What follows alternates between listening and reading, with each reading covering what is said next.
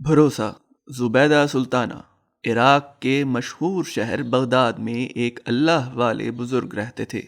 وہ دل کے سخی تھے مگر غریب تھے۔ خالی ہاتھوں کیا سخاوت کرتے۔ کوئی سوالی آتا تو اسے خالی ہاتھ لوٹاتے ہوئے بہت کوڑتے۔ سوچ سوچ کر انہوں نے ایک تدبیر نکالی۔ شہر میں ان کی نیکی، عبادت اور سخاوت کی بہت شہرت تھی۔ سب لوگ ان کی بے حد عزت کرتے تھے۔ اسی کی بنا پر انہوں نے اپنی سوچی سمجھی ترکیب پر عمل شروع کیا۔ انہوں نے امیر لوگوں سے قرض لے کر ایک سرائے بنوائی جو خانقاہ کے نام سے مشہور ہوئی۔ یہاں پردیسی، مسافر اور بے گھر لوگ آ کر سر چھپاتے۔ دن رات لنگر تقسیم ہوتا، حاجت مندوں کی ضرورتیں پوری کی جاتی اور بزرگ دیکھ دیکھ کر خوش ہوتے۔ مزے کی بات یہ تھی کہ وہ جس سے بھی قرض مانگتے کوئی انکار نہ کرتا اور نہ کبھی پیسے واپس مانگتا۔ اس طرح قرض کی رقم بڑھتی ہی گئی اور بزرگ نے لوٹانے کا کبھی فکر بھی نہ کیا، بس اللہ پر بھروسہ کیے اپنے کام میں لگے رہے۔ اس طرح ایک مدت گزر گئی۔ موت تو برحق ہے، ایک دن سب کو اس فانی دنیا سے کوچ کر جانا ہے۔ بس قضائے الہی سے ان بزرگ کا بھی وقت آن پہنچا۔ بیمار پڑے اور بستر مرگ پر دراز ہو گئے۔ مرید رونے دھونے لگے۔ شہر میں خبر پھیلی تو قرض خواہ جوک در جوک جمع ہو گئے اور خدمت میں حاضر ہو کر مزاج پرسی کے بعد مطلب کی بات پہ آئے کہ یا مرشد، آپ تو اس دنیا سے جا رہے ہیں، ہماری رقم کا کیا ہوگا؟ بزرگ فرمانے لگے، گھبراؤ نہیں، اللہ پر بھروسہ رکھو۔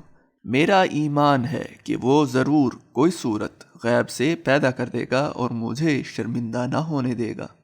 قرض خواہ بولے، لو یہ بھی کوئی بات ہوئی، آپ کا تو آخری وقت آ پہنچا، اب ہمیں اللہ پر بھروسہ کرنے کی تلقین کر رہے ہیں جیسے کوئی فرشتہ رقم لے کر اللہ کے ہاں سے آئے گا۔ بزرگ نے جواب دیا، بے شک فرشتہ ہی آئے گا۔ اتنے میں گلی میں ایک خوانچہ فروش لڑکے کی آواز آئی، حلوہ، گرم حلوہ کھا لو۔ آواز سن کر بزرگ چونکے اور ایک مرید کو حکم دیا کہ حلوے والے کو بلا لائے۔ لڑکا خوانچہ اٹھائے اندر آیا تو بزرگ نے پورے کا پورا تھال قرض خواہوں کے سامنے رکھوا دیا اور انہیں کھانے کی دعوت دیتے ہوئے فرمایا، آپ لوگ صبح سے بھوکے بیٹھے ہیں، یہ حلوہ چکھے۔ حلوہ خوشبودار اور لذیذ تھا۔ چند منٹ میں پورا تھال خالی ہو گیا۔ حلوہ فروش لڑکے نے حلوے کی قیمت مانگی تو بزرگ کہنے لگے، تو بھی انہی میں بیٹھ جا، جو ان کو دے گا تجھے بھی دے گا۔ یہ سن کر لڑکے نے واویلا مچایا، میری ماں تو میری چمڑی ادھیڑ دے گی، یہ کیا ظلم ہے کہ حلوہ لے لیا اور پیسے نہیں دیتے۔ لڑکا روتا دھوتا رہا اور بزرگ منہ ڈھانپ کر سوتے بن گئے۔ لوگ طرح طرح کی باتیں بنا رہے تھے اور وہ منہ ڈھانپے دل ہی دل میں اللہ سے لو لگائے دعا مانگ رہے تھے۔ اتنے میں ایک شخص بڑا سا تھال اٹھائے اندر داخل ہوا۔ تھال کے اوپر کپڑا پڑا تھا۔ اس نے بزرگ کی خدمت میں حاضر ہو کر تھال بستر کے قریب رکھ دیا اور عرض کی، یا حضرت، یہ نذرانہ میرے آقا نے حضور کی خدمت میں بھیجا ہے، اسے قبول فرمائیے۔ بزرگ نے منہ پر سے کپڑا ہٹا کر دیکھا اور مسکرائے، پھر تھال پر ڈھکا کپڑا ہٹایا۔ تھال میں اشرفیوں کے توڑے رکھے تھے اور ایک طرف چند درہم بھی پڑے تھے جو حلوے کی قیمت کے برابر تھے۔